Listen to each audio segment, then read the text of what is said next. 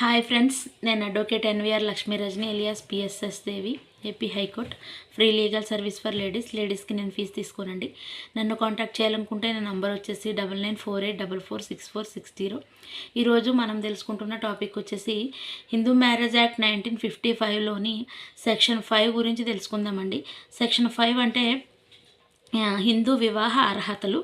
So section 5లోని clause 1 ఏమని చెప్తుందంటే, వధూవరులకి ఎవరికి కూడా వివాహ సమయానికి వారి భార్య కానీ భర్త కానీ జీవించి ఉండరాదు. అంటే వాళ్ళు మ్యారేజ్ చేసుకుంటుంటే వాళ్ళకి ఏంటంటే ముందు భర్త కానీ, ఆమెకు ముందు భర్త కానీ, లేదా అతనికి ముందు భార్య కానీ జీవించి అయితే ఉండరాదని చెప్తుంది.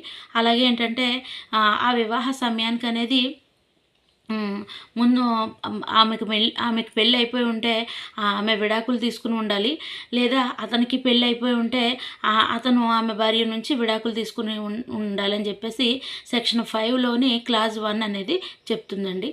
Thanks for watching.